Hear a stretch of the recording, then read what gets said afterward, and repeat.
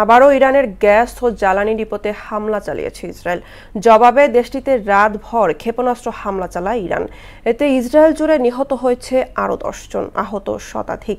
এদিকে ইরানি সংবাদ মাধ্যম জানিয়েছে 2 দিনে ইসরায়েলি হামলায় প্রাণহানি বেড়ে দাঁড়িয়েছে 80 জনে, আহত 800 জনেরও বেশি।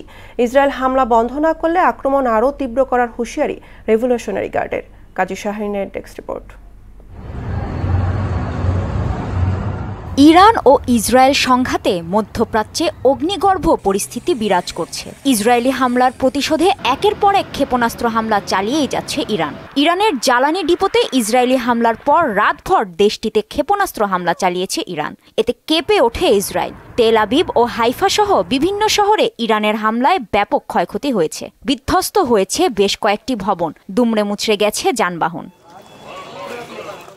আল জাজিরার তথ্য মতে এ হামলায় ইসরায়েল জুড়ে 10 জন নিহত হয়েছে। টাইমস অফ ইসরায়েল জানায়, তেল আবিবের দক্ষিণের বাতিয়ামের একটি ভবনের হামলায় প্রাণ গেছে 4 জনের, আহত হয়েছে শতাধিক। এ হামলায় এখনও 35 জন নিখোঁজ রয়েছে বলে জানিয়েছে সংবাদ মাধ্যমটি।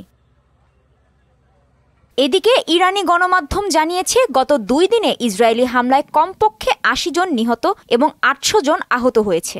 নিহতদের মধ্যে 20 জন শিশুও রয়েছে। ইরানের ইসলামিক রেভলিউশনারি গার্ড কর্পস হুঁশিয়ারি দিয়েছে, ইসরায়েল হামলা বন্ধ না করলে আক্রমণ আরও তীব্র হবে।